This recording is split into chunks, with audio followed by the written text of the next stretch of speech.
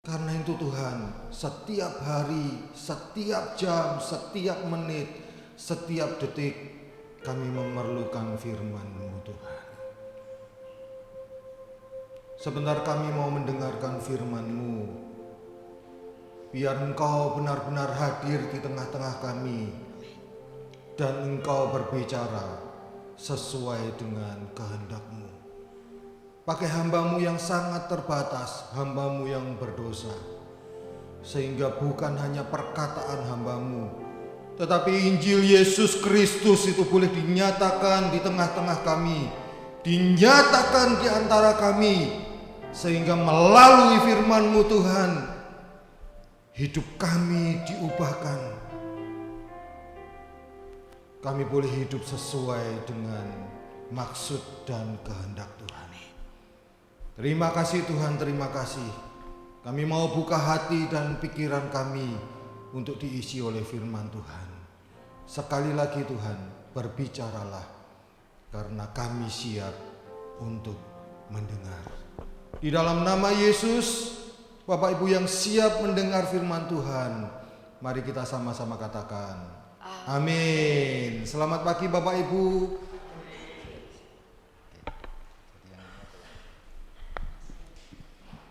Ya, yang itu berat Bapak Ibu, seberat kehidupan saya. Ini lebih ringan, jadi saya pilih yang ringan. Nah Bapak Ibu dan Saudara sekalian, sekali lagi bertemu dengan saya gitu ya. Semoga Bapak Ibu dan Saudara tidak bosan gitu, karena hampir 2 bulan sekali saya bersama dengan Bapak Ibu dan Saudara sekalian.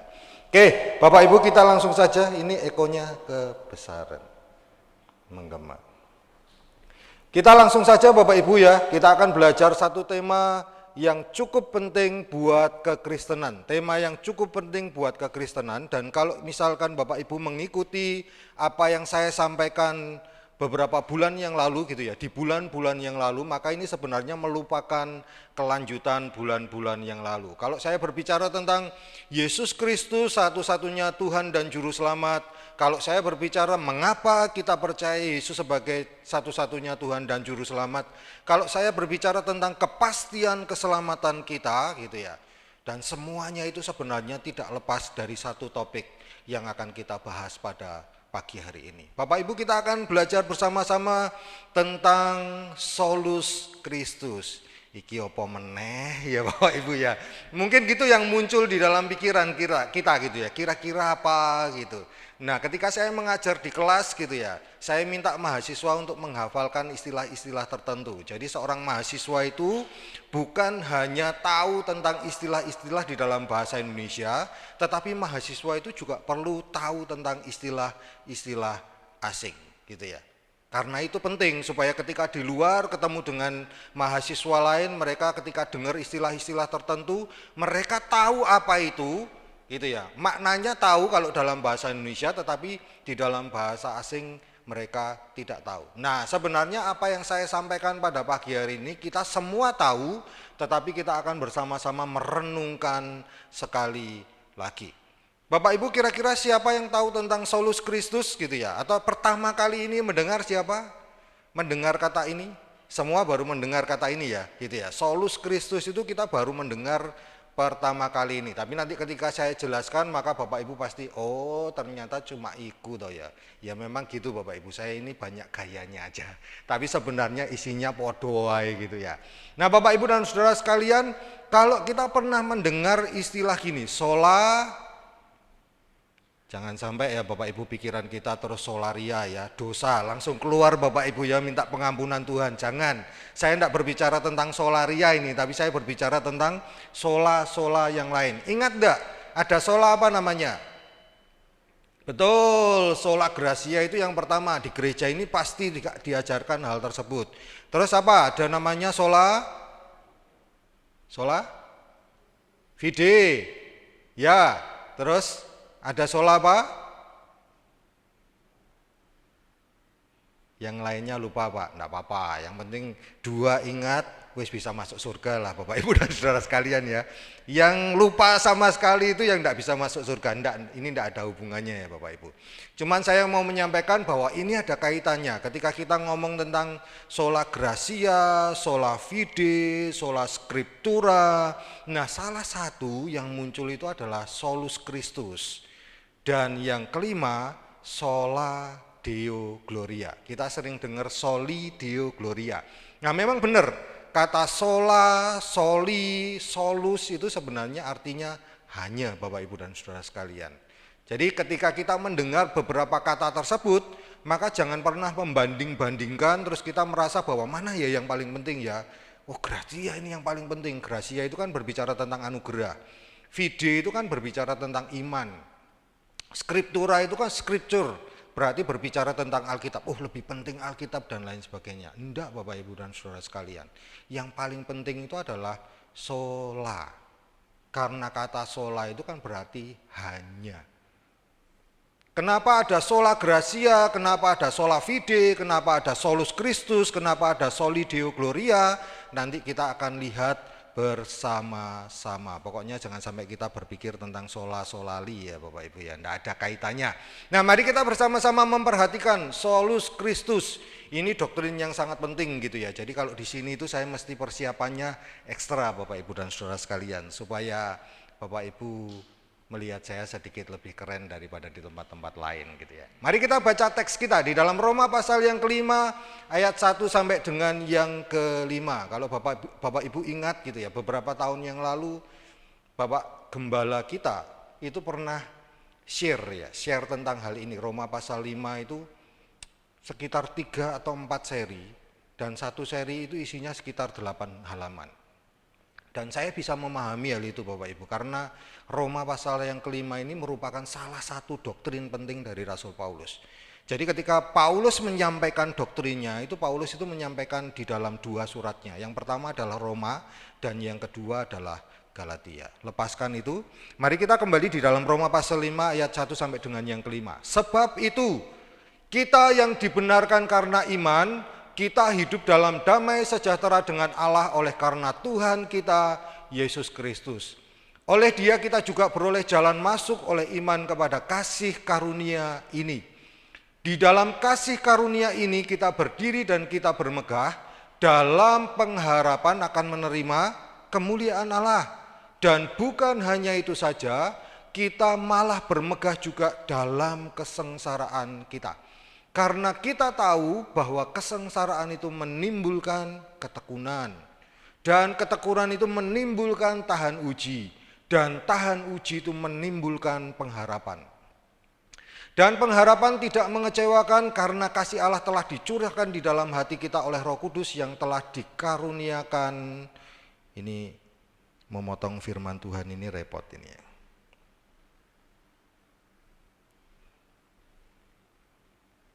Di dalam hati kita oleh Roh Kudus yang telah dikaruniakan kepada kita. 6.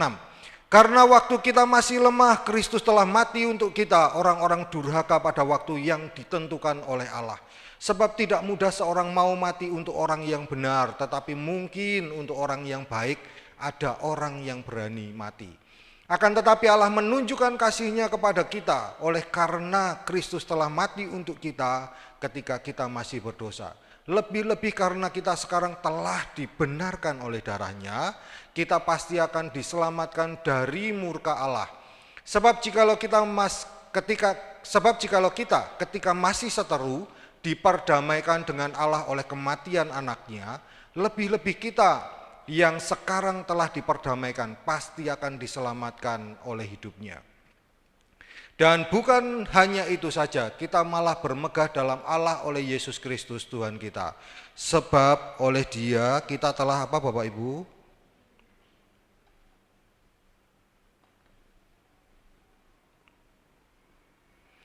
Oleh Dia kita telah menerima pendamaian itu. Bapak Ibu, sekali lagi seperti saya katakan tadi, ini adalah topik yang sangat penting. Nah, mari kita masuk di bagian yang selanjutnya. Kalau solus Christus mungkin kita tidak pernah dengar, nah yang ini pasti kita sering dengar. Apa Bapak Ibu? Kristosentris. Apa yang dimaksud dengan kristosentris? Kristosentris itu gini Bapak Ibu. Seluruh kehidupan kita itu seharusnya berpusat pada Kristus. Betul. Gereja Tuhan itu seharusnya berpusat pada Kristus. Kalau Bapak Ibu mencermati beberapa tahun yang lalu, ini merupakan salah satu topik yang terus-menerus dikumandangkan oleh gereja. Beberapa waktu terakhir ini berubah Bapak Ibu ya, dari kristosentris terus kemudian berubah menjadi gospel center. Jadi pusatnya adalah Injil. Beda enggak Pak? Menurut saya sama sih. Karena di dalam Injil Yesus Kristus itu juga diceritakan tentang apa? Diceritakan tentang apa yang dinamakan Kristus. Tetap Kristusnya itu sebagai pusat Bapak Ibu dan Saudara sekalian. Jadi baik solus Kristus berpusat pada Kristus maupun gospel center. Ada banyak buku yang ditulis oleh Timothy Keller gitu ya, mulai dari pemuritan, mulai dari berkhotbah secara gospel center, mensikapi suffering, penderitaan terkait dengan gospel center, semua ditulis oleh Timothy Keller. Nah Bapak Ibu dan Saudara sekalian, ketika membaca Roma pasal 5 ayat yang pertama sampai dengan yang ke-11, maka ini pertama kali yang muncul di dalam pikiran saya, solus Kristus, kristosentris, berpusat pada Kristus. Hidup kita ini kan seharusnya berpusat pada Kristus Bapak Ibu dan Saudara sekalian. Nah ada dua lagu yang misalkan kalau kita sering kali dengar, ini pasti Mbak Wida tahu gitu ya, In Christ Alone. Jangan sampai saya nyanyi Bapak Ibu ya, cukup kita tahu aja ada lagu yang namanya In Christ Alone. Yang kedua, Christ is enough for me. Jadi hanya dalam Kristus. Dan yang kedua, Kristus itu cukup bagi saya. Dua-duanya menunjukkan bahwa sebenarnya kristosentris. Kehidupan kekristenan itu digerakkan, role model kita seharusnya yang menjadi penggerak itu cuma satu. Penggeraknya adalah Kristus. Nah mari saya berikan alasan Bapak Ibu ya. Signifikansinya apa kita membahas ini? Yang pertama Bapak Ibu, kita akan memperhatikan dari Alkitab terlebih dahulu.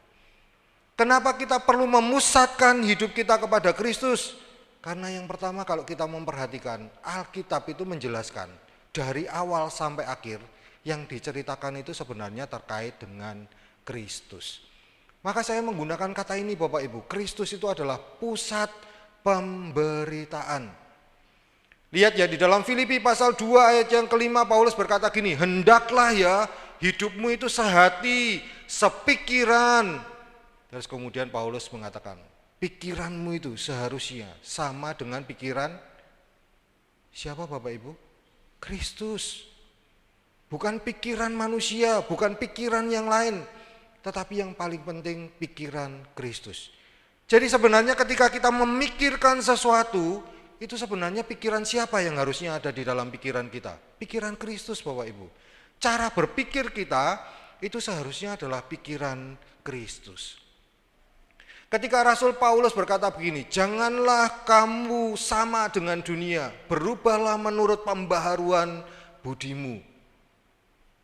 Supaya kamu dapat mengetahui manakah kehendak Allah dan bukan, mana yang baik dan tidak, mana yang berkenan kepada Allah atau tidak. Maka Paulus sebenarnya sedang berkata hal yang sama. Hidup kita seharusnya, pikiran kita seharusnya memiliki kesamaan dengan pikiran Kristus. Bapak Ibu tujuannya apa? Di dalam Matius pasal yang ke-11 ayat yang ke-28, Yesus berkata apa? Hei kamu yang letih lesu dan berbeban berat, marilah datang kepadaku dan aku akan memberikan kelegaan. Ayat ini bukan hanya berbicara tentang beban berat Bapak Ibu. Tetapi lebih kepada gini, kalau kamu punya sesuatu yang kamu sedang tanggung, datangnya kepada siapa Bapak Ibu? Kristus datangnya. Terus ada kata belajarlah di sana. Maka sangat tepat ketika Paulus berkata di dalam Filipi pasal 2 ayat yang kelima, pikiranmu itu seharusnya sepikiran dengan Kristus. Memikirkan tentang bagaimana caranya Kristus berpikir. Itu seharusnya yang menggerakkan seluruh aspek kehidupan kita. Di dalam Yohanes pasal 15 ayat yang pertama sampai yang ke-6, ketika Yesus berkata, ego eimi, aku dan hanya aku pokok anggur. Maka di ayat yang pertama sampai dengan yang ke-6, Kristus berkata, barang siapa tinggal di dalam aku, maka dia akan beroleh hidup yang kekal. Yang tidak tinggal, maka dia akan terputus dari cabang dan dia akan menjadi ranting yang tidak ada gunanya selain dibakar, Bapak Ibu dan Saudara sekalian. Jadi kalau kita mau memiliki pemikiran Kristus, bergerak seperti Kristus, maka Yohanes berkata kita harus nempelnya kepada Kristus. Nempelnya kepada Kristus, Bapak Ibu dan Saudara sekalian. Dan itu yang Yohanes sampaikan kepada kita. Di dalam 1 Korintus pasal 11 ayat yang pertama Paulus berkata gini, ikutilah teladanku. Loh, kok ini aneh Pak? Kok Paulus berkata supaya dia mengikuti teladan Kristus? Tapi kalau kita perhatikan kalimat selanjutnya, Paulus menambahkan dengan gini, seperti aku mengikuti teladan Kristus lagi loh Bapak Ibu dan Saudara sekalian. Jadi lihat betapa pentingnya topik ini di dalam Alkitab. Ketika Paulus berkata, ikuti ya teladanku, kenapa? Karena aku ikut teladan Kristus. Jadi lihat Kristus, lihat kehidupanku dan jadikan contoh untuk kehidupanmu. Bukankah sebenarnya setiap hari kehidupan kita itu sebenarnya kita kepingin meniru Kristus. Dan ketika kita meniru Kristus, kita belajar dari banyak orang yang ada di dalam Alkitab. Tokoh-tokoh di dalam Alkitab. Di dalam Efesus pasal yang kelima, ayat yang ke-21 sampai dengan 25 sama Bapak Ibu. Paulus berkata hal yang sama. Sama seperti istri yang tunduk kepada suami, bukan nanduk kepada suami ya Bapak Ibu ya. Ini tunduk kepada suami gitu ya. Kenapa? Karena suami itu merupakan gambaran dari Kristus. Jadi kita harus tunduk. Suami, istri harus tunduk kepada suami. Ini Paulus sedang tidak berkata tentang bahwa wanita lebih rendah daripada laki-laki, tidak ya Bapak Ibu dan Saudara sekalian. Tetapi memang dalam budaya patrialistik pada waktu itu, laki-laki yang utama pada waktu itu. Maka kita bisa lihat, Paulus berkata, suami, lalu kemudian dihubungkan dengan Kristus. Semuanya bermuara kepada Kristus. Atau kalau misalkan kita berkata, itu kan perjanjian baru Pak, perjanjian lama ada enggak tentang Kristus? Nah Bapak Ibu, satu hal yang kami pelajari di dalam perjanjian lama itu ada yang dinamakan dengan pengharapan mesianis. Walaupun di PL enggak ada Kristus gitu ya, tapi orang-orang PL itu diselamatkan karena apa? Ini salah satu topik penting yang di kami pelajari di sekolah teologi. Loh kalau enggak ada Kristus, kalau di PB orang kan gampang, lihat Kristus lalu kemudian percaya. Kita pun juga sama. Lihat Kristus terus kemudian kita percaya. Nah orang-orang PL bagaimana? Bapak Ibu, PL dijelaskan juga ada sebuah pengharapan yang namanya pengharapan mesianis. Orang-orang PL itu akan diselamatkan ketika apa? Ketika mereka meyakini bahwa Mesias itu akan datang. Maka kalau kita lihat di dalam Yohanes pasal yang keempat, percakapan Yesus dengan perempuan Samaria, kita bisa tahu perempuan ini terus-menerus tanya, dari nabi, terus kemudian kamu siapa? Tuhan, dan terakhir perempuan ini berkata, mungkinkah dia Mesias itu? Benar Bapak Ibu. Jadi nabi, Tuhan, terus Mesias. Dan Yesus ngomong, engkau termasuk salah satu yang diselamatkan. Dan dari wanita ini muncul banyak orang yang diselamatkan. Kenapa mereka percaya? Ya mereka percaya karena Yesus adalah Mesias, Sang Taheb, Sang Juru Selamat. Bapak Ibu, yang kedua, pusat ajaran kekristenan. Kristosentris itu merupakan pusat ajaran kekristenan. John Stott misalkan, salah satu tokoh yang sangat terkenal di dalam kekristenan. Dia mengatakan gini, tidak ada keraguan bahwa esensi Injil, inti Injil, dasar Injil, pondasi Injil itu apa? Yesus Kristus sendiri. Tidak mungkin memberitakan kabar baik Kristen tanpa berbicara tentang Yesus. Apa yang kita beritakan Bapak Ibu ketika kita memberitakan tentang kekristenan kepada orang lain? Yang kita bicarakan itu cuma satu, kita sedang membicarakan tentang Yesus. Maka kalau Bapak Ibu belajar dari kehidupan Paulus, sebelum dia bertobat dan sesudah dia bertobat, mulai Kisah Para Rasul pasal 14 sampai yang ke-28, Bapak Ibu akan melihat terus-menerus Paulus itu menggerakkan roda penginjilannya dengan apa? Pesannya itu cuma satu. Pesannya itu adalah percayalah kepada Yesus sebagai Tuhan dan Juru Selamat. Maka di dalam Roma pasal 10 ayat yang ke-9 sampai yang ke-10, Paulus berkata apa Bapak Ibu? Percayalah dengan hatimu dan mengakulah dengan mulutmu bahwa apa? Bahwa Yesus itu adalah Tuhan dan Juru Selamat. Dan dia bangkit dari antara orang mati Bapak Ibu. Terus menerus digemakan oleh Rasul Paulus bagi orang-orang percaya. Ini juga sama, Gary Crampton mengatakan Kristosentris merupakan tema seluruh Alkitab. Jadi semua berbicara tentang Kristus.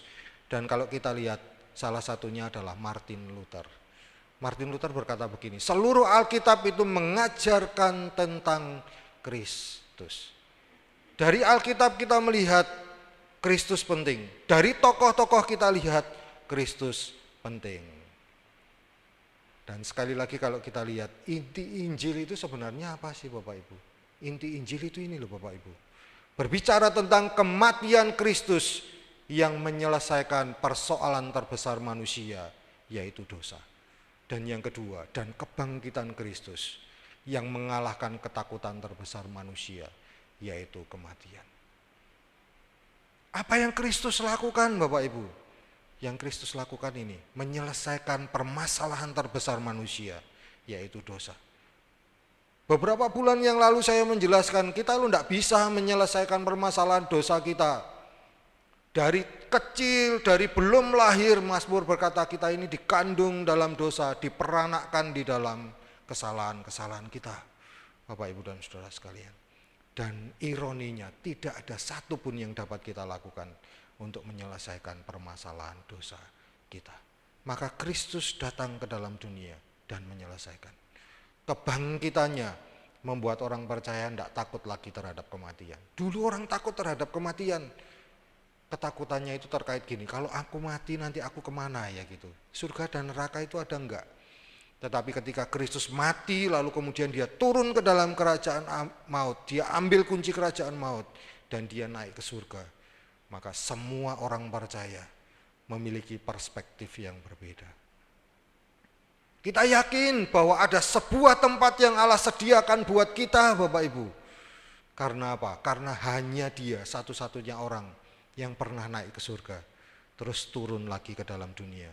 Dan nanti dia akan bawa kita bersama-sama dengan dia di tempat di mana dia berada.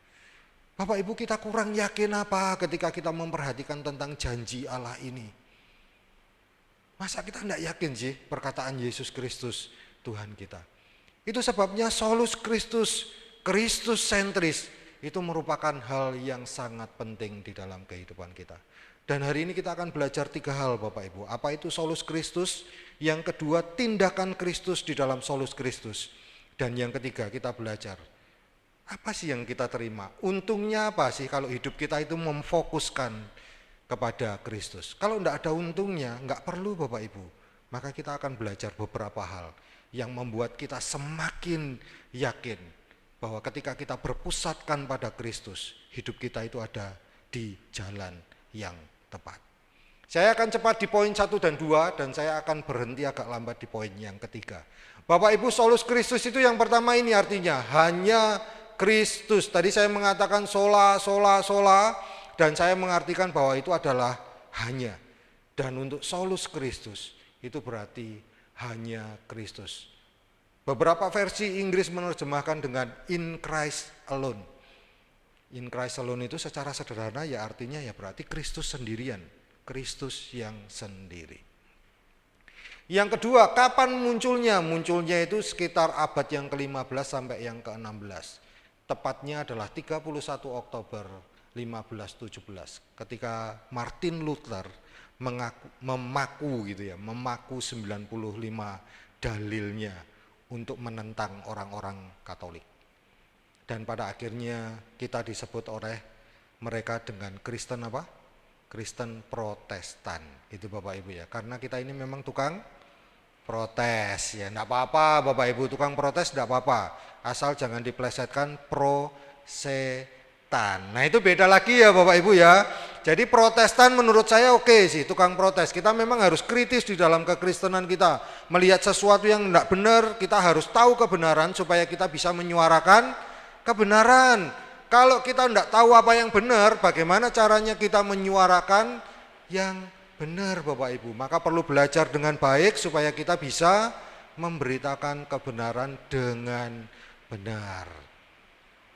Nah, Solus Christus ini sebuah ajaran tentang apa? Yang pertama, Kristus itu sebagai satu-satunya mediator dan juru selamat. Kita sudah belajar beberapa bulan yang lalu kenapa dikatakan sebagai juru selamat. Karena yang namanya juru Bapak Ibu ya, kalau nanti Bapak Ibu lihat di dalam kamus, selamat siang Pak Titi. Bapak Ibu lihat di dalam kamus yang namanya juru itu bukan sembarangan Bapak Ibu. Yang namanya juru itu berarti orang yang punya kemampuan.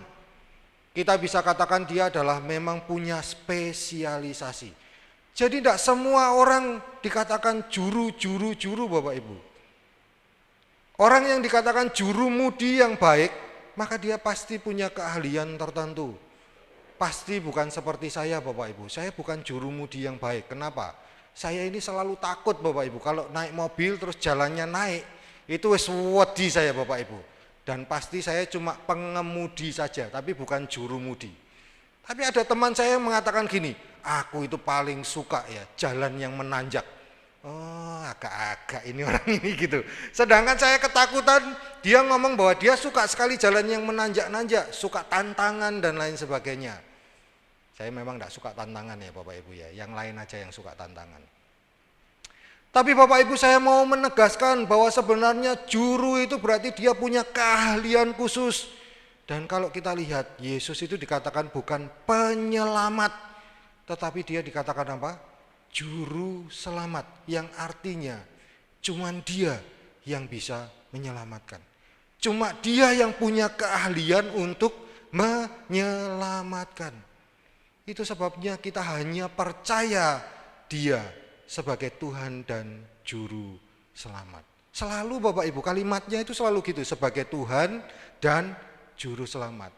Juru itu kita meyakini dia satu-satunya penyelamat hidup kita.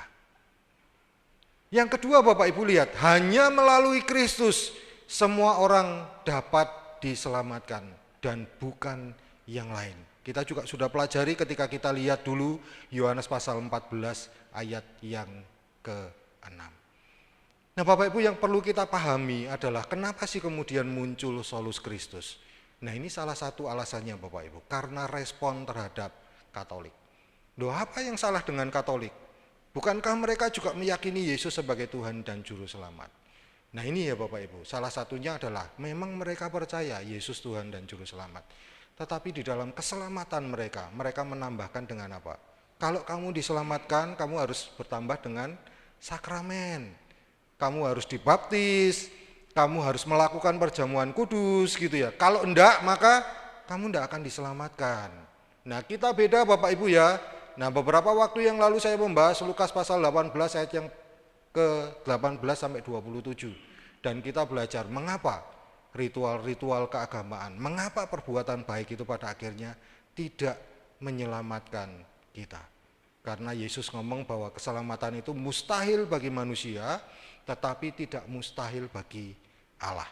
Dan saya menjelaskan bahwa keselamatan itu sifatnya monergism, murni dari Allah semata, bukan sinergism.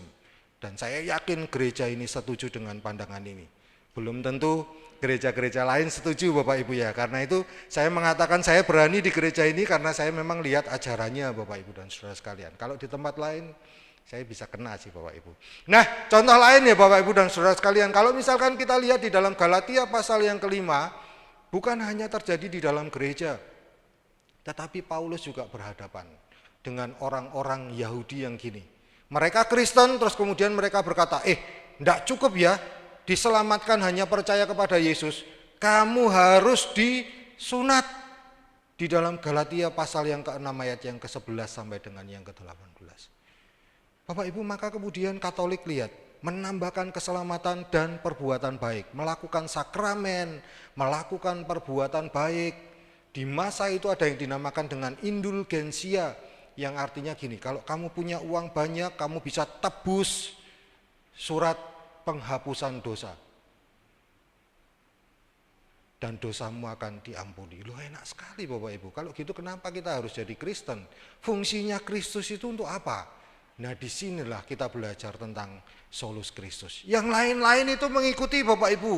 Kalau pandangan kita, doktrin kita benar tentang solus Kristus, maka yang lain itu cuma mengikuti apa yang Kristus lakukan. Yang kedua Bapak Ibu, kita akan memperhatikan apa yang Kristus lakukan. Yang pertama, Kristus itu membenarkan. Mari kita lihat di ayat yang pertama dari pasal yang kelima tadi. Di ayat yang pertama dikatakan begini, sebab itu kita yang dibenarkan karena iman, kita hidup dalam damai sejahtera dengan Allah oleh karena Tuhan kita Yesus Kristus. Ada kata dibenarkan di sana karena iman, kita hidup dalam damai sejahtera dengan Allah oleh karena apa Bapak Ibu? Tuhan kita. Terus Paulus perlu menambahkan dengan Yesus Kristus. Ini penting loh Bapak Ibu dan saudara sekalian. Saya jelaskan dulu sebentar Bapak Ibu ya. Apa yang dimaksud dibenarkan oleh Kristus? Ada banyak orang cuma memahami gini, ya kita orang berdosa, kita salah, kita dibenarkan. Tapi caranya banyak orang yang nggak tahu. Maka saya sampaikan Bapak Ibu, yang dimaksud dengan dibenarkan oleh Kristus itu gini. Yang pertama kita belajar, kebenaran Kristus itu diperhitungkan kepada kita. Bukan berarti kita benar di hadapan Allah. Kata dikaiosune itu artinya dibenarkan oleh Allah. Justification, justified, itu sebuah istilah hukum. Jadi secara hukum kita masih salah enggak Bapak Ibu? Salah. Bukan berarti kita ini benar di hadapan Allah. Enggak. Kita tetap salah di hadapan Allah. Dosa-dosa kita itu loh membuat kita tetap salah di hadapan Allah. Tetapi yang membuat kita benar, yang membuat kita dibenarkan apa? Lihat di bagian yang pertama saya menuliskan begini, kebenaran Kristus diperhitungkan kepada kita. Maka kalau kita tidak solus Kristus Bapak Ibu, kita tidak akan bisa memahami doktrin ini. Karena yang paling penting itu kebenaran Kristus itu loh, diperhitungkan kepada kita. Dan yang kedua, hukuman kita ditanggung oleh Kristus. Jadi bukan hanya sekedar membenarkan Bapak Ibu, tetapi hukuman kita ditanggung oleh Kristus. Cukup susah untuk mencari ilustrasi tentang gambaran ini. Tapi kalau Bapak Ibu pernah dengar kisah Jenderal Samila gitu ya. Di sekolah minggu seringkali disampaikan. Pernah enggak dengar kisah ini? Jenderal Samira yang ada di sebuah peperangan, lalu kemudian mereka nomaden sering berpindah-pindah tempat gitu ya. Lalu kemudian dalam perpindahan tempat itu mereka seringkali kekurangan bekal. Terus kemudian jenderal mengatakan begini, hati-hati ya terhadap perbekalan kita, karena jumlahnya semakin menipis, tidak menutup kemungkinan orang itu akan melakukan perbuatan jahat. Lapar itu membuat orang melakukan kejahatan ya Bapak Ibu, benar ya, lapar gitu. Nah lapar, kelaparan itu pada waktu itu juga sama. 1 minggu oke, 2 minggu orang-orang taat, 3 minggu orang-orang taat, tetapi di minggu yang keempat, lumbung perbekalan itu dimasuki oleh seorang pencuri. Nah Jenderal Samira marah gitu ya, marah lalu kemudian Jenderal Samira mengatakan, siapapun kalau diketemukan sebagai pencuri, hukum cambuk sebanyak 50 kali. Bapak Ibu dan Saudara sekalian, beberapa hari kemudian pencurinya ketangkap. Siapa kira-kira pencurinya Bapak Ibu dan Saudara sekalian? Pencurinya ternyata adalah ibunya. Bayangkan ketika Jenderal Samira mendengar itu. Sawadih gitu ya. Tetapi dia dihadapkan kepada dua hal, buah si malakama. Kalau tidak menghukum, maka kedudukannya, jabatannya, otoritasnya diremehkan orang banyak. Kalau dia menghukum, mamanya lo pasti mati, Bapak Ibu. Dicambuk 50 kali. Paulus dicambuk berapa? Iya, 50 kurang 1 pukulan gitu ya. Nah ini dicambuk 50 kali bisa mati gitu. Maka kemudian Jenderal Samila ngomong, tetap hukum dengan cambuk 50 kali. Tetapi ketika hukuman itu dijalankan Bapak Ibu dan Saudara sekalian, Jenderal Samila turun, lalu kemudian dia lepas jubahnya dan dia berkata, bebaskan ibuku, aku yang akan tanggung hukuman tersebut. Bapak Ibu, ketika saya berkata gini, saya membayangkan Kristus yang dicambuk dan dia mati di atas kayu salib. Merinding Bapak Ibu dan Saudara sekalian. Solus Kristus Bapak Ibu. Dia yang tidak berdosa, dia yang sebenarnya sama sekali tidak layak menggantikan kita. Tetapi dia lepaskan jubah kealahannya dan dia turun ke dalam dunia. Jenderal Samila tetap dicambuk 50 kali. Tetapi di hadapan rakyatnya, dia dapat apa? Dia dapat jempol. Rakyatnya semakin menghormati dia. Bapak Ibu, ada orang yang berpikir gini, Kristusmu kok mati, Kristusmu kok disalib. Salib itu kan hina sih sebenarnya. Ditolak oleh surga, ditolak oleh bumi. Tapi bagi kita Bapak Ibu, ini kebanggaan Bapak Ibu. Gak ada Allah yang seperti Allah kita. Makanya itu seluruh Alkitab yang diberitakan adalah satu, Yesus Kristus. Apa yang Yesus lakukan buat manusia. Kebenaran Kristus itu diperhitungkan untuk kita Bapak Ibu. Dan hukuman kita ditanggung oleh Kristus. Apakah Kristus tidak bisa cuma terus semua dosa di dalam dunia itu hilang? Bisa. Tetapi seperti Jenderal Samila, dia memilih cara yang kemudian orang bisa respect terus kepada Allah. Menghargai Allah. Percaya akan otoritas Allah. Bapak Ibu, ini bukan hal yang biasa. Ini luar biasa menurut saya. Karena itu tindakan solus Kristus. Itu bukan sebuah tindakan yang main-main. Dan saya menuliskan gini. Jika Allah dari awal berniat menghukum kita. Perhatikan Bapak Ibu ya kalimat saya. Jika Allah dari awal berniat menghukum kita. Dia tidak akan bersusah-susah payah mengutus anaknya untuk menggantikan hukuman kita. Untuk apa dia datang ke dalam dunia kalau dari awal dia berniat menghukum kita. Tapi Allah kita tidak demikian Bapak Ibu dan Saudara sekalian. Dia pilih sebuah jalur hukum menggantikan umat manusia. Bapak Ibu, saya kembali yang ketiga Bapak Ibu yang dilakukan Kristus, dia mendamaikan. Kalau yang pertama justification, dia pakai ilustrasi gambaran tentang hukum, benar-benar tentang hukum. Tetapi mendamaikan, Paulus menggunakan gambaran tentang peperangan Bapak Ibu. Dan kata diperdamaikan itu muncul 2 kali. Di ayat yang ke-10 muncul diperdamaikan. Di ayat yang ke-11 muncul kata kita menerima pendamaian. Dia solus Kristus, karena apa? Karena dia mendamaikan kita. Kenapa kita perlu diperdamaikan Bapak Ibu? Karena kita sedang perang dengan Allah. Mari kita lihat salah satu ayatnya ya. Di dalam Roma pasal yang ke-1. Roma pasal yang pertama ayat yang ke-18. Betul Pak Titi. Ini dasarnya memang tulisan Pak Titi yang berlembar-lembar sih sebenarnya. Roma pasal 1 ayat yang ke-18 dikatakan begini, 16 ini ya. Sebab murka Allah nyata dari surga atas segala apa Bapak Ibu? Kefasikan dan kelaliman manusia yang menindas kebenaran dengan kelaliman. Murka Allah itu apa Bapak Ibu? Nyata dari surga. Di dalam bahasa aslinya dituliskan begini, dinyatakan. Bentuknya adalah terus menerus dinyatakan. Atas apa? Atas kelaliman manusia. Jadi sebenarnya dibenarkan itu Allah tidak tutup mata, kamu dosa ya, terus aku membenarkan engkau, dosamu sudah tidak ada lagi. Enggak, Bapak Ibu. Tetap hukuman itu tetap ada. Karena itu dia pilih apa? Kebenarannya menggantikan dosa-dosa kita. Itu loh yang dimaksud dengan dibenarkan oleh Kristus. Dan di ayat yang ke-18 itu ada kata gini, segala kefasikan dan kelaliman manusia yang apa Bapak Ibu? Menindas kebenaran. Manusia itu lihat, terus menerus apa? Menindas kebenaran. Sudah kasih tahu kebenaran loh, tetap menindas kebenaran. Maka sebenarnya layak enggak sih Allah kita murka terhadap kita? Banget sih menurut saya. Allah kita itu. Murka terhadap kita itu menurut saya sangat-sangat gitu. Karena apa? Sudah dikasih tahu kebenaran, tetap tidak mau hidup dalam kebenaran. Bahkan dikatakan menindas kebenaran.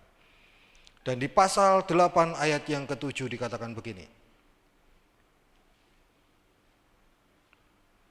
Sebab keinginan daging adalah perseteruan terhadap Allah, karena ia tidak takluk kepada Allah, hukum Allah. Hal ini memang tidak mungkin baginya. Bapak Ibu kalau kita lihat Roma 1 ayat 18 dan Roma pasal 8 ayat yang ke-7, itu saya bandingkan gini. Allah yang secara aktif berperang terhadap manusia berdosa, tapi manusia juga secara aktif melawan Allah apa? Terus menerus berbuat dosa gitu loh Bapak Ibu.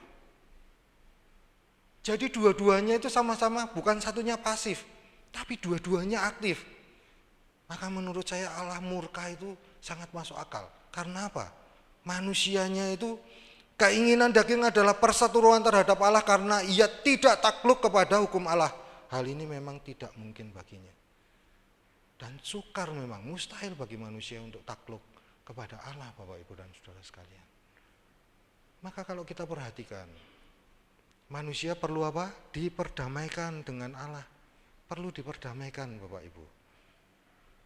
Karena kita ini adalah seteru Allah, karena kita ini adalah musuh Allah. Nanti kita akan lihat di poin yang ketiga. Yang keempat Bapak Ibu yang dilakukan oleh Kristus. Dia menyelamatkan kita. Ada kata pasti diselamatkan di sana. Kepastian keselamatan kita, kepastian keselamatan manusia.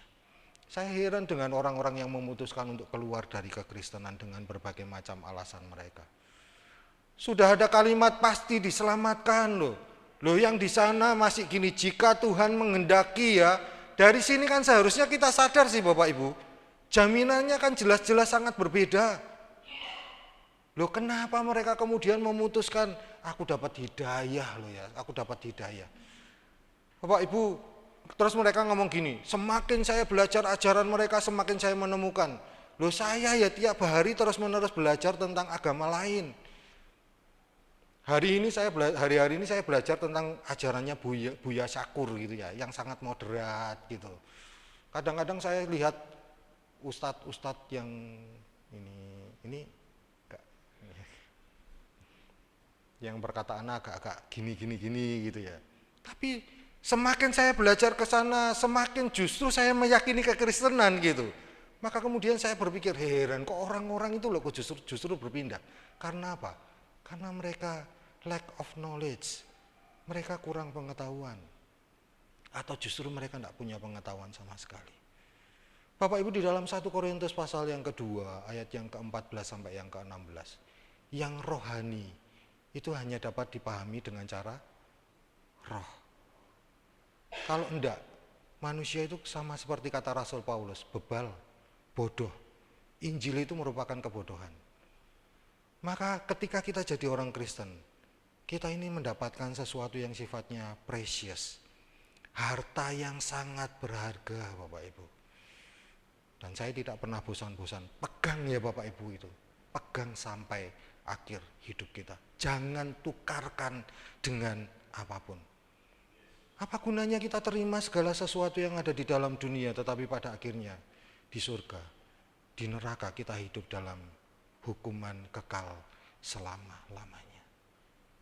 Kita harus memikirkan teleios, akhir hidup kita Bapak Ibu. Bukan hanya memikirkan kehidupan di masa sekarang. Dan Rasul Paulus berkata gini, aku lo punya keyakinan kita pasti diselamatkan. 2 kali diulang di ayat yang ke-9 sampai dengan yang ke-10. Maka sekali lagi Bapak Ibu ya, pegang teguh, pegang teguh, pegang teguh. Hari ini saya sampaikan ini bukan hanya sekedar doktrin Bapak Ibu, tetapi saya kepingin doktrin ini benar-benar menyentuh kita. Bukan hanya ada di pikiran kita, tetapi menyentuh hati kita. Saya sungguh berdoa Roh Kudus menyentuh kita, supaya kita bukan hanya yakin kita diselamatkan, tetapi hati kita benar-benar solus Kristus, menyadari bahwa ini sebuah harta yang sangat berharga. Di bagian yang terakhir Bapak Ibu, mari kita belajar. Ketika Kristus sudah melakukan tugasnya sebagai solus Kristus, kan kita tidak diselamatkan dengan cara yang lain ya Bapak Ibu, cuma satu, dengan solus Kristus. Maka untungnya buat kita itu apa Bapak Ibu? Kalau tidak ada untungnya, tidak usah ikut Yesus wis. Percuma kita ikut Yesus. Maka Yesus jaga itu, dan Yesus memberikan keuntungan Bapak Ibu dan saudara sekalian. Keuntungan yang pertama, ini kita sudah pelajari ya Bapak Ibu. Keuntungan yang pertama apa? Keuntungan yang pertama kita ini menerima damai sejahtera. Ini dari materinya Pak Titi ya Bapak Ibu. Menerima damai sejahtera, saudara. Di ayat yang pertama dikatakan gini, sebab itu kita yang dibenarkan, dan dibenarkan tadi kita lihat, bukan dengan harga yang murah, tetapi dengan harga yang mahal, kematian Kristus di atas kayu salib. Terus kemudian Paulus berkata, karena apa yang solus Kristus lakukan, maka kita hidup di dalam damai sejahtera. Bapak Ibu, keuntungan yang pertama, ketika kita solus Kristus, kita hidup di dalam damai sejahtera Allah. Damai sejahtera itu apa sih Bapak Ibu? Kita ini bingung kadang-kadang di dalam bahasa Indonesia ya. Damai ya damai, sejahtera ya sejahtera. Ketika itu digabung itu jadinya apa? Wes Pak, pokok artinya gini loh, full damai gitu ya. Penuh damai pokoknya artinya gitu. Saya heran ketika bahasa Indonesia menerjemahkan dengan barang siapa. Ini sebenarnya barangnya sopo yang dimasukkan ke dalam Alkitab gitu. Ada beberapa kata yang cukup membingungkan kita di dalam Alkitab Bapak Ibu dan saudara sekalian. Tetapi kita ngerti maksudnya lah. Barang siapa itu kan pokoknya ya wes sopo ae gitu kan ya. Tetapi kenapa tidak dituliskan siapa saja? Kenapa dituliskan dengan barang siapa? Itu kan beberapa orang terus berkonotasi negatif kan mesti. Barang itu kan berkaitan dengan konotasi negatif. Ini barangnya terkait manusia atau barang apa sih sebenarnya gitu. Ada kata-kata banyak Bapak Ibu yang seringkali kita heran muncul di dalam Alkitab gitu ya. Salah satunya adalah damai sejahtera.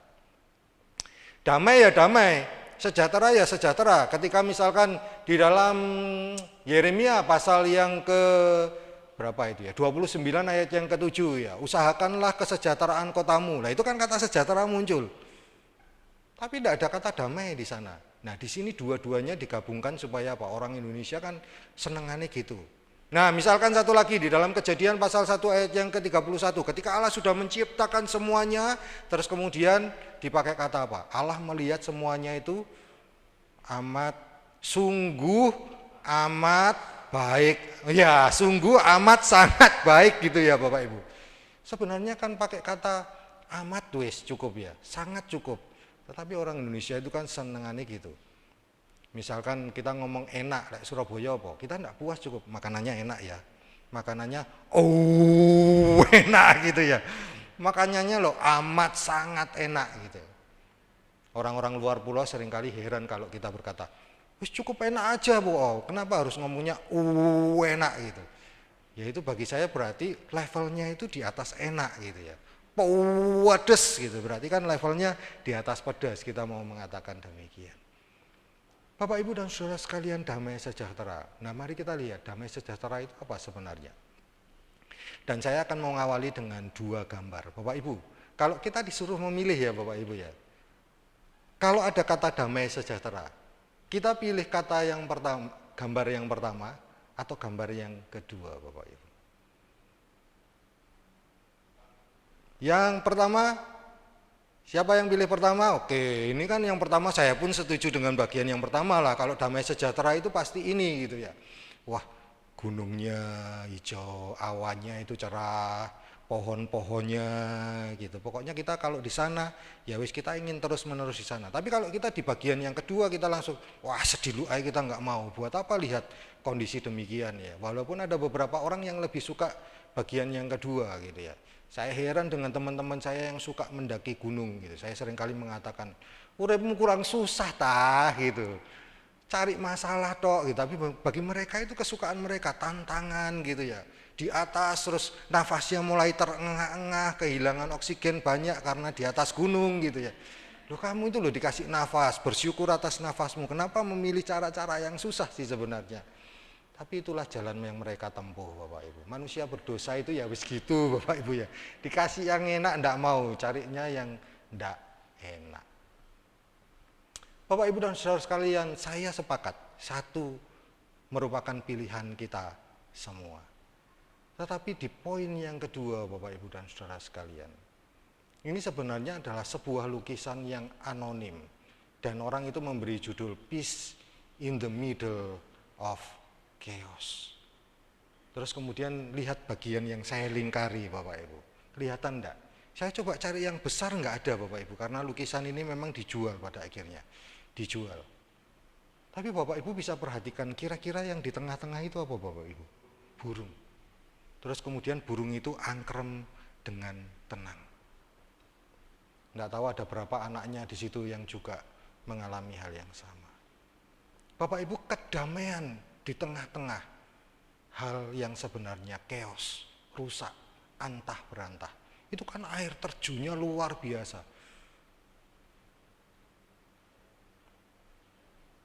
Tapi dia bisa tenang di sana Bapak Ibu dan saudara sekalian.